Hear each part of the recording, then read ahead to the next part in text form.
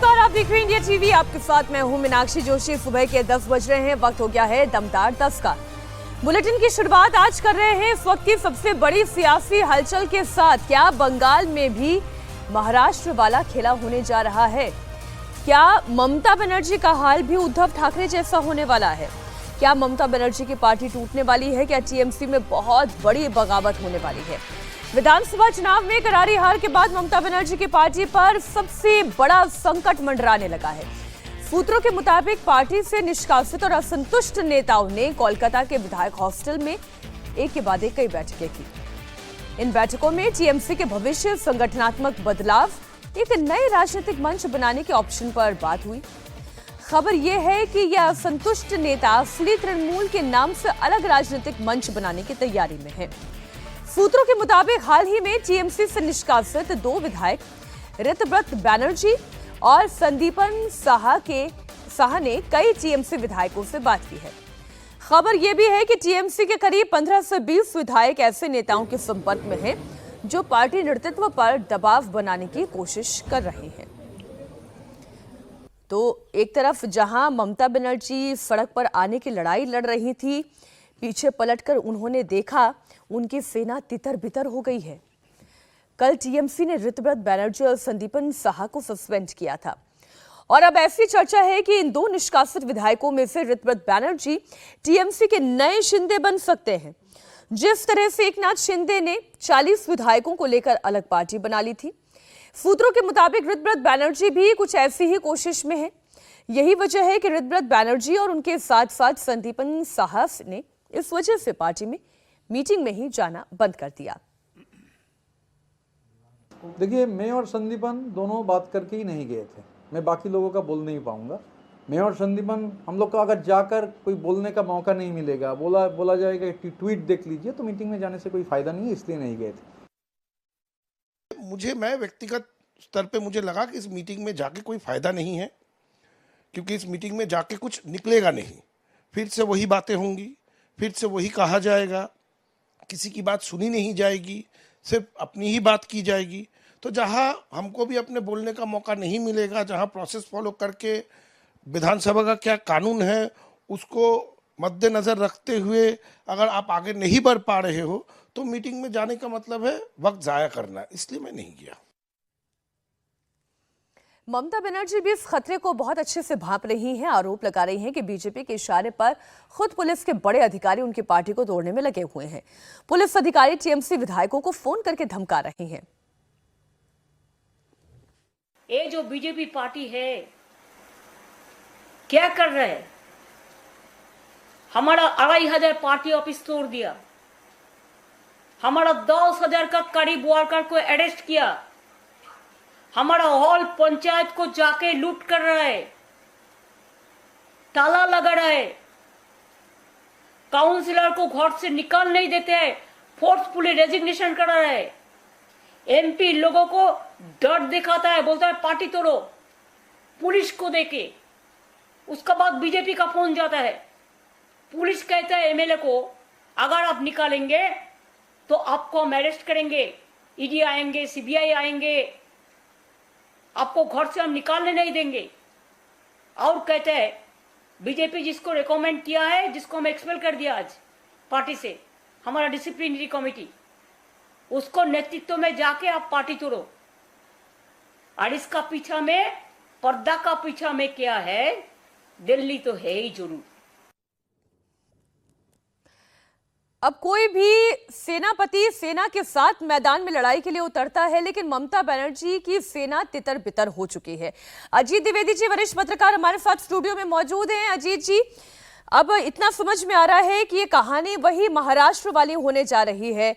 असली शिवसेना, नकली शिवसेना, असली टीएमसी, नकली टीएमसी। बिल्कुल, ये चुनाव के बाद से लग रहा था कि ये होगा, और इसमें बीजेपी या दूसरी चीजें जो आरोप लगा रही हैं ममता बनर्जी, वो चीजें तो बाद में आती हैं ना।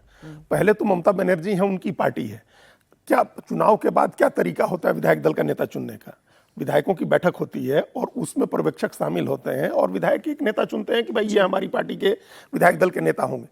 तृणमूल कांग्रेस ने शोभन देव चट्टोपाध्याय को अपना नेता चुन दिया कि ये हमारे नेता होंगे, लेकिन कहीं ना कहीं उसमें गड़बड़ी थी, तभी तो आपने 70 लोगों के दस्तखत करा करके और वहाँ स्पीकर के कार्यालय में जमा किया। उसकी जरूरत नहीं होती है, विधायकों के दस्तखत करा करके जमा करने की जरूरत नहीं होती। ये सारा मामला वहीं से शुरू हुआ है जिस पर हम लोग चर्चा कर रहे हैं। ऋतव्रत बनर्जी और संदीपन साहा का मामला यही है कि इन दोनों ने कहा कि दस्तखत हमारे नहीं है जो उस पर दस्तखत हुए, तो दस्तखत कराने की जरूरत क्या थी? कहीं ना कहीं अविश्वास था, तो आपने दस्तखत का मामला लेके आए। आप लोग दस्तखत नहीं कराया जाता है, सीधे विधायक दल का नेता चुन दिया जाता है उसमें, और आप सूचना दे दीजिए स्पीकर को, जो आपका नेता है वो सूचना दे देगा कि हमारे विधायक दल के नेता फला जी हैं। अब वो ममता बनर्जी चुनाव हार गई हैं, अभिषेक बनर्जी एमपी हैं, तो आप नेता किसी विधायक को चुनना था तो अपने इनके भरोसे के आदमी सुभनदेव को आपने चुन दिया। अब उसमें नैना बंदोपाध्याय का भी नाम था फर्जी दस्तखत वाले में, अभी तक तो वो सामने आई नहीं है, लेकिन वो तो ममता बनर्जी की सबसे करीबी नेता सुदीप बंदोपाध्याय की पत्नी है नैना बंदोपाध्याय, उनकी बात अभी तक वो सामने नहीं आई है, लेकिन उनके दस्तखत में भी गड़बड़ी की बात आई थी। तो अब जो ये दोनों कह रहे हैं, इसका मतलब इन दोनों ने पुलिस को कह दिया है कि हमारे दस्तखत नहीं है वो, और अब सीआईडी चाह रही है पूछताछ करना अभिषेक बनर्जी से। तो ये इसका मतलब इस बात की आशंका ममता बनर्जी अभिषेक बनर्जी को पहले से थी कि विधायक साथ नहीं देंगे। इसमें हमें थोड़ा ऋतव्रत बनर्जी पर इसलिए बात करनी चाहिए क्योंकि जब हम उन्हें पश्चिम बंगाल का शिंदे कह रहे हैं, तो फिर ये है कौन ऋतव्रत बनर्जी? ऋतव्रत बनर्जी दरअसल ये वाम से टीएमसी के हुए थे, और जब वाम का शासन था बुद्धदेव भट्टाचार्य के नजदीकी लोगों में से, और बहुत यंग फेस है।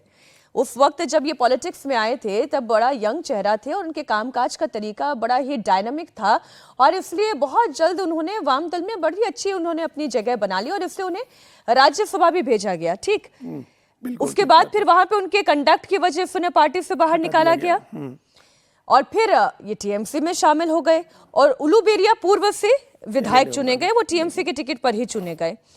कितनी पावर होल्ड करते हैं ये? देखिए, पावर ज्यादा नहीं होल्ड करते हैं, पॉपुलैरिटी भी बहुत ज्यादा नहीं है। आप अभी ममता बनर्जी की तुलना में कहें या उनके साथ के दूसरे नेताओं की तुलना में भी, तो कोई बड़ा आधार नहीं होगा। लेकिन ये जो जिस तरह की होशियारी की जरूरत होती है, जिस तरह की तिकड़मों की जरूरत होती है, वो इनके अंदर वो क्षमता है कि वो कर लें इस बात को। अच्छा, ये ममता बनर्जी के साथ तो देर सवेर होना ही था ना। सारे लोग तो कांग्रेस से या लेफ्ट से ले आकर के आपने पार्टी बनाई थी, कोई अपना काडर तो था नहीं ना, आपकी कोई ऐसी आइडियोलॉजी थी जिससे लोग जुड़े हुए थे। तो उनके अंदर एक क्षमता है कि वो मैनिपुलेट कर सकें। कितने टूट सकते हैं? देखिए, अब अभी तक हम सबसे पहला इंसिडेंट मानते हैं जब ममता बनर्जी के बुलाए कार्यक्रम में 44 के करीब एमएलए उनके नहीं आए थे, दूसरे वाले में तो 60 नहीं आए। तो हम 44 से 50 हम अभी एक्सपेक्ट कर रहे हैं कि ये लोग अलग हो सकते हैं। हालांकि तो दो निकाले गए, कुछ और नाम टिक मार्क कर सकते हैं आप? अभी थोड़ा मुश्किल है। हाँ, नाम नहीं टिक मार्क कर सकता, कोई सामने नहीं आ रहा है, कोई सामने नहीं आ रहा है, क्योंकि बीजेपी अभी ऐसा नहीं कर रही है ना। बीजेपी अगर ऐसा करती खुल करके कि ये लोग हमारा हाथ है, हम चाह रहे हैं कि ऐसा हो जाए। नहीं, अभी बीजेपी भी जो है पर्दे के पीछे से, उसको बीजेपी को कोई जरूरत है नहीं। 207 एमएलए तो बीजेपी के अपने हैं और देख रही है 208, तो उसको कोई जरूरत नहीं है। अभी भी वो चाहेगी कि अलग एक समूह बना करके ये लोग रहे। अच्छा, पार्टी बचाने के लिए ममता बनर्जी अब खुद सड़क पर उतरेंगी। आज ममता बनर्जी कोलकाता में धरना देंगी। अभिषेक बनर्जी और कल्याण बनर्जी समेत टीएमसी सांसदों पर हो रहे हमले के खिलाफ ममता बनर्जी आज कोलकाता में आंदोलन करेंगी। ममता बनर्जी ने कोलकाता के रानी रासमणी रोड पर धरना देने का ऐलान किया था, लेकिन पुलिस ने उन्हें वहां प्रोटेस्ट करने की इजाजत नहीं दी। पुलिस ने ममता बनर्जी को धर्मतला में धरना देने की परमिशन दी है। इसमें देखना यह है कि क्या ममता बनर्जी पुलिस की बात मानकर धर्मतला में धरना देंगी या फिर वो रानी रासमणी रोड पर ही हल्ला बोलेंगी। ये दरअसल कितनी ताकत इस वक्त ममता बनर्जी में बाकी रह गई है, ये उसका भी लिटमस टेस्ट होना है। पार्टी नेताओं पर हमले के खिलाफ कल भी टीएमसी ने कई जिलों में प्रदर्शन किया। कोलकाता से लेकर आसनसोल, राजरहाट, हुगली तक विरोध प्रदर्शन हुआ, लेकिन इन प्रोटेस्ट में पहले वाली बात नजर नहीं आई। टीएमसी नेताओं के साथ उस तरह से जनता नहीं जुटी जैसे पहले जुटती थी, जैसे पहले आती थी। एक अभिषेक को जैसा आप पिटाया, जैसा मरा, पुलिस का पास पूरा इंफॉर्मेशन था और लोकल कोई नहीं था, बाहर से आप लेके आया। एक दिन पहले वो लोगों को खाना का पैकेट भेज रहा था, वो वीडियो हमारे पास है। आपने पूरा तैयार किया है बीजेपी स्पॉन्सर्ड टेररिज्म, और अरेस्ट किया किसको? जो तृणमूल कांग्रेस का वर्कर अभिषेक को बचाने गया। एक सांबादिक भी, मीन्स एक प्रेस जर्नलिस्ट, उन्होंने भी अभिषेक को बचाने गया। हमारा सामने बैठ के मैंने सुना कि पुलिस का फोन आ रहा था, बीजेपी नेता लोगों को फोन आ रहा था, नाम भी मेरे को पता है, कौन किया था वो भी पता है। कहता है कोई एडमिशन नहीं होगा, पूरा बॉडी में उसका ब्रूस है, मारने का चिन्ह है। तो वो हॉस्पिटल भी मेरे को मिडनाइट में कहा कि आप इसको ले जाइए, और पुलिस फोर्स की आप बोल दो उसको कुछ नहीं हुआ है, without doing any scan, any medical treatment. Midnight में एक पेशेंट को हमको सलाइन लेके साथ में बाहर से डॉक्टर ले आके, नर्स सिस्टर ले आके, जो सिस्टर का काम करते हैं, जिसको मालूम है, हमको घर में मेडिकल सेंटर बनाने पड़ा। अब भाईपो की जो कमजोर कड़ी है वो मिल चुकी है।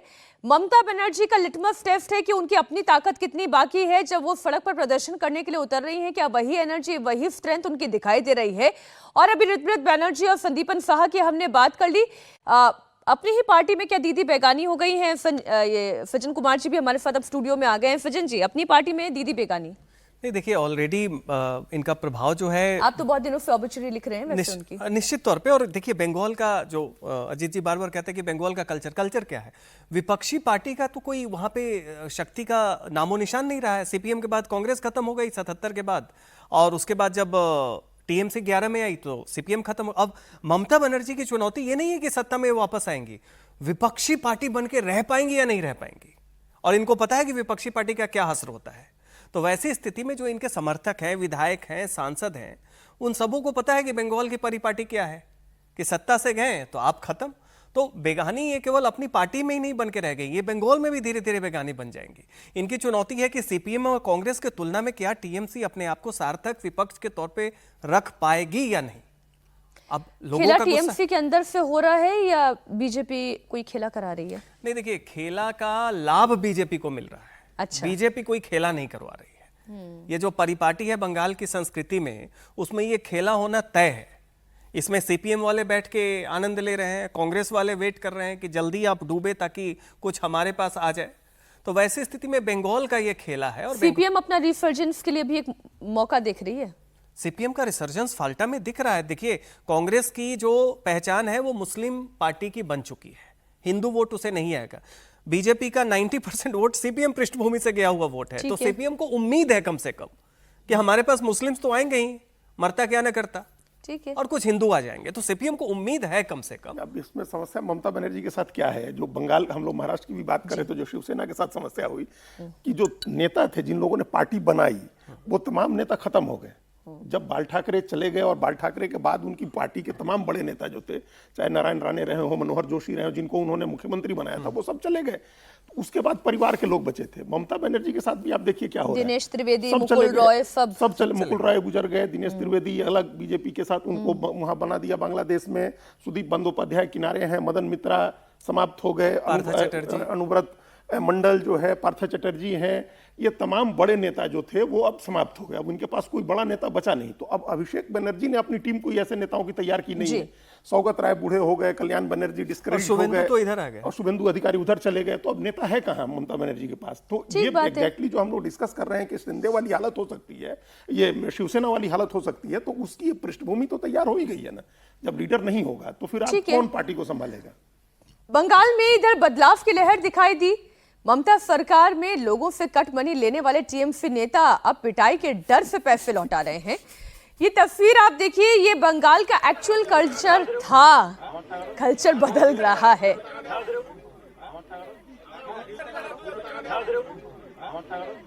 कट मनी लौटाई जा रही है। अभी कुछ दिन पहले मैं दिखा रही थी कि आप देखें वहां पर भी मुनादी की जा रही थी, बैटरी रिक्शा पर बकायदा लाउड स्पीकर लगाकर ये कहा जा रहा था कि जिन जिन से कट मनी ली गई है वो आकर अपनी कट मनी वापस ले ले।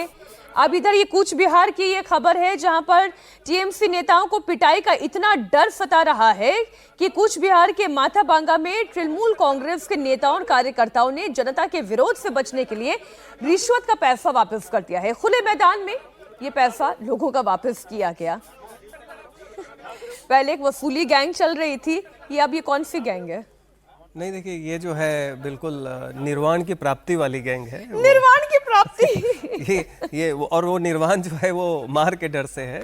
और सबसे बड़ी बात है कि लौटा रहे हैं तो थोड़ा ब्याज भी इस पे लगा के दे देते, क्योंकि कट मनी है तो ब्लैक में भी ये सब चलता है। देखिए, ये बंगाल की ऐसी संस्कृति थी, अब ये सब छुपी हुई बातें नहीं थी। होता यह था कि लोकतंत्र बंगाल के दहलीज पे रुक जाता था।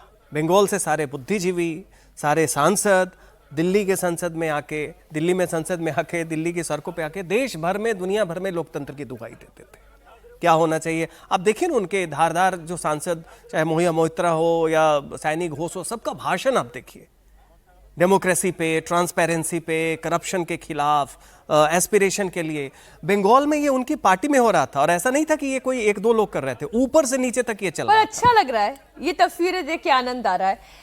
लेकिन इस वक्त छात्रों को आनंद नहीं आ रहा है, छात्र बड़े परेशान हैं। मसला सीबीएसई का है। 29 मई और 1 जून को फेल होने के बाद क्या आज सीबीएसई पास होगा? 12वीं के लाखों छात्र इंतजार करते रहे, लेकिन वेरिफिकेशन और रीवैल्यूएशन पोर्टल लाइव नहीं हो सका। अब जाकर सीबीएसई का पोर्टल चालू हो पाया है। सीबीएसई छात्रों के लिए बड़ी खबर है। लाखों सीबीएसई छात्रों के लिए आज का दिन बहुत अहम है। सीबीएसई का रीवैल्यूएशन पोर्टल लाइव हो चुका है। 12वीं का एग्जाम दे चुके छात्र वेरिफिकेशन और आंसर शीट का रीवैल्यूएशन एप्लीकेशन दे सकते हैं। सीबीएसई ने स्टेप बाय स्टेप प्रोसेस का वीडियो जारी किया। वेरिफिकेशन और रीवैल्यूएशन की प्रक्रिया समझाई गई। वेरिफिकेशन के लिए 100 रुपए प्रति आंसर शीट देने होंगे, तो वहीं रीवैल्यूएशन के लिए 25 रुपए प्रति प्रश्न देने होंगे। ये पूरा मामला तब उजागर हुआ जब 23 मई को 12वीं के छात्र वेदांत ने सोशल मीडिया के जरिए अपनी बात रखी। उन्होंने जो पहले पूरी घटना बताई कि भाई उन्होंने जिस पेपर के लिए आवेदन किया, उन्हें पेपर बदल कर आ गया, हैंडराइटिंग उनकी मैच नहीं कर रही थी। तो पहले तो ये मामला खुला, और उसके बाद कुछ एथिकल हैकर सामने आए, निसर्ग अधिकारी जैसे, जिन्होंने धड़ाधड़ पढ़ते उधेड़नी शुरू की अजीत जी। और पढ़ते उधड़ी तो समझ में आ गया कि भाई बहुत बड़ा घपला चल रहा है। आपका क्लाउड सिस्टम जो है वो फेल है, वो एकदम ओपन है, लॉक है ही नहीं लॉक, चाबी तो दूर की बात छोड़ दीजिए।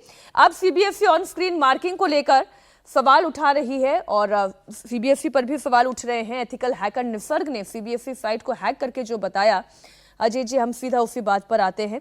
हमारे दर्शक जो हैं वो बड़े अपडेटेड हैं, वो ये जानते हैं निसर्ग अधिकारी कौन है, सार्थक सिद्धांत कौन है। सार्थक सिद्धांत जैसे छात्र जब सामने आते हैं और बताते हैं कि आप कैसे कोएम्ट को टेंडर जारी कर सकते हैं, 17-18 साल के लड़के बता रहे हैं। देखिए, उन्होंने सब सारी चीजें लड़कों ने ही बताई, स्टूडेंट्स ने बताई सारी चीजें। और उसके बाद जब अवेयर हुए, जब जागा शिक्षा मंत्रालय और सीबीएसई, तो उससे अभी जो ये घटनाक्रम चल रहा है, आप इसमें क्या कमी दिख रही है आपको? सबसे पहली कमी तो ये है कि आपने ऑन स्क्रीन मार्किंग का जो प्रोसेस शुरू किया, बिना तैयारी के शुरू किया। उसके लिए बड़ी तैयारी की जरूरत होती है। आपने स्कैनर्स तक यूज आपने नहीं किया। आपने जो ऑटोमेटिक स्कैनर्स होने चाहिए हैं वो आपके पास नहीं थे। आपने ऑलरेडी रिजोल्यूशन का जो एक बेंचमार्क था उसको कम कर दिया था, 300 से 200 डीपीआई कर दिया था। लेकिन सर व्हाट नेक्स्ट, मैं तो ये जानना चाह रही हूँ। बिना तैयारी के आपने किया। अभी भी ये जो हो रहा है ना, कल जैसा पूरे टाइम अप नहीं हुआ, वो पोर्टल नहीं चला जहां रिवैल्यूएशन होना था, तो आपकी तैयारी नहीं थी ना। आपने डेट बढ़ाया, पहले कहा कि 29 मई तक हम शुरू कर देंगे पुनर्मूल्यांकन, आपने कहा कि अब 1 जून से करेंगे। और आपको ध्यान होगा शिक्षा मंत्री ने कहा कि हम 2 आईआईटी को इन्वॉल्व कर रहे हैं। आपने आखिरी समय में आईआईटी मद्रास और आईआईटी कानपुर को इन्वॉल्व किया कि आप इसकी गड़बड़ियों को ठीक करें। उनके पास कोई जादू की छड़ी नहीं होती, ये कोड लिखना होता है, और ये कोड लिखे गए होते हैं, उनसे बड़ा सिस्टम एल्गोरिदम अपना तैयार किया जाता है उस तरह का आपको, ताकि वो स्मूथ चल सके। आपको ध्यान होगा कि जब इन्फोसिस को दिया गया था इनकम टैक्स का पोर्टल तैयार करने के लिए, तो कितनी समस्या हुई थी, और 4600 करोड़ रुपए का प्रोजेक्ट था वो। तो आप अचानक लेके आइएगा, एक दिन कहिएगा कि अब 6 दिन का समय है, और आईआईटी मद्रास और आईआईटी कानपुर, आपने सिर्फ अपनी क्रेडिबिलिटी सुधारने के लिए 2 आईआईटी का नाम लिया था। अब वो नहीं हुआ, कल नहीं चालू हो सका। और आप क्या मिसाल दे रहे हैं कि आईबी बोर्ड में ऐसा होता है, ओएसएम होता है, या ऑक्सफोर्ड और कैम्ब्रिज में ऐसा होता है। लेकिन आईबी बोर्ड के तो स्टूडेंट ही उतने नहीं है, बिल्कुल। और वो जहां वो पढ़ाई होती है या जहां उसकी जांच होती है, वो पूरी तरह से अर्बन एरिया है, उस इलाके में। मुझे एक और जो पैटर्न दिखाई अब दे रहा है, जो मैं छात्रों से बात कर रही हूँ, वो ये कह रहे हैं कि अगर ऐसे ही होता रहा तो हम सीबीएसई में क्यों अपीयर करना चाहेंगे, हम शिफ्ट कर जाएंगे आईसीएसई बोर्ड में। आप ऑलरेडी देखिए, आप मुंबई चले जाइए, आपको, मुझे जहां तक याद है 1 से 2 केंद्रीय विद्यालय हैं वहां पे, सीबीएसई बोर्ड का बिल्कुल नगण्य मौजूदगी है वहां पे। अच्छा। कारण उसका ये है कि इस तरह के जितने भी एलिट्स हैं, जहां पे अपर मिडिल क्लास है, जो एस्पिरेशनल है, वो ऑलरेडी मुंबई जैसे शहरों में सीबीएसई से शिफ्ट हो चुका है। उसके अपने कारण है। ये जो घटना है, ये मुंबई वाले इफेक्ट को बाकी महानगर में भी लाएगा, क्योंकि चलिए जो लोअर मिडिल क्लास है, पुअर क्लास है, उसके पास बहुत ऑप्शन नहीं है, फी के कारण वो केवी में जाएगा, बाकी स्कूल्स में जाएगा। लेकिन जो भी अपर मिडिल क्लास है, जो अफोर्ड कर सकता है, और जो स्कूल्स हैं उनको भी ये इंकरेजमेंट मिलेगा। ऑलरेडी डीपीएस वगैरह में 2 तरह के बोर्ड हैं, एक सीबीएसई बोर्ड है और बाकी इंटरनेशनल बोर्ड वगैरह आता है। आईसीएसई बोर्ड आपके पास पहले से है, तो ये स्थिति में आप बिल्कुल सही कह रही हैं कि सीबीएसई से दूसरे बोर्ड्स की तरफ जाने का रुझान इस घटना के बाद बढ़ेगा। सॉल्यूशन आए या ना आए, लेकिन ये ट्रेंड शुरू होगा। आप देखिएगा मुंबई में ऑलरेडी 1 या 2 केंद्रीय विद्यालय है, बाकी जगह पे भी उसी तरीके से आप देखेंगे कि स्कूल्स जो हैं, चूंकि एक बार हुई है और बार बार ग्लिच आ रही है। ये जो CBSE on screen marking system में गड़बड़ी को लेकर सरकार क्या कर रही है, ये भी जनता जानना चाहती है। सरकार बड़ा एक्शन लेने की तैयारी में है। कोएम्ड एडुटेक पर सख्त एक्शन लेने की तैयारी में है सरकार। कंपनी पर भारी भरकम जुर्माना लगाया जा सकता है, साथ ही इसे बैन भी किया जा सकता है। ये वही डिजिटल एग्जाम फर्म है जिसने पूरे ओएफएम को तैयार किया, लेकिन गड़बड़ी सामने आने के बाद सरकार एक्शन ले रही है। सरकार के सूत्रों के हवाले से यह खबर है।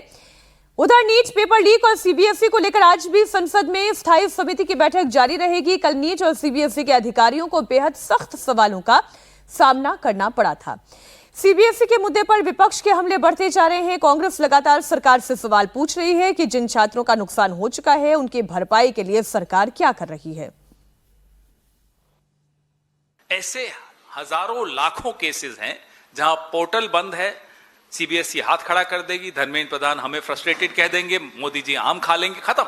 इनका क्या होगा? हम सब उस दौर से गुजरे हैं जब प्रेशर बहुत होता है, लड़के लड़कियों दोनों पर प्रेशर होता है। एक उम्र की दहलीज पार करके हम टीनेज खत्म करके 20 की उम्र में आ रहे हैं, 19 की उम्र में आ रहे हैं, 21 की उम्र में आ रहे हैं, वैसे ही प्रेशर बहुत होते हैं। अब 2 अटेम्प्ट हो चुके हैं, सीबीएसई फेल हो चुकी है, तीसरा अटेम्प्ट है, इसमें अब सीबीएसई पास होगी या फेल होगी, ये बड़ा सवाल है, इस पर हमारी नजर रहेगी। और जो विपक्ष के हमले हैं वो भी वाजिब हैं, ये हमले भी लगातार जारी रहेंगे। लेकिन खबर एक उत्तर प्रदेश से भी है। उत्तर प्रदेश में अगले साल विधानसभा का चुनाव है। 2027 चुनाव से पहले मुख्यमंत्री योगी आदित्यनाथ ने पिच सेट कर दी है। योगी ने बिजनौर से बता दिया कि इस बार की लड़ाई जाति जाति की नहीं होगी, बल्कि 80-20 की होगी। योगी ने बकरीद पर हिंदू लड़के की हत्या को लेकर गौ हत्या तक का जिक्र किया। पाकिस्तान से लेकर बांग्लादेश में हिंदुओं पर हो रहे अत्याचार को लेकर मौलानाओं को सीधा संदेश दिया। गाजियाबाद के खोड़ा में हुए सूर्य चौहान हत्याकांड का जिक्र करते हुए सीएम ने कहा कि दोस्ती की आड़ में छुरेबाजी कतई बर्दाश्त नहीं है। अगर कोई अपनी नालायक औलाद को समझा नहीं पा रहा तो समझ लो वो गलती कर रहा है। आप सुने मुख्यमंत्री योगी आदित्यनाथ ने क्या कहा। आपने देखा होगा बकरीद के अवसर पर किस किस प्रकार की हरकतें हो रही थी। वो तो गनीमत है कि सरकार ने पहले से ही कदम उठाए हुए हैं। और दोस्ती, कैसी दोस्ती, आपने भी गाजियाबाद में देखा होगा।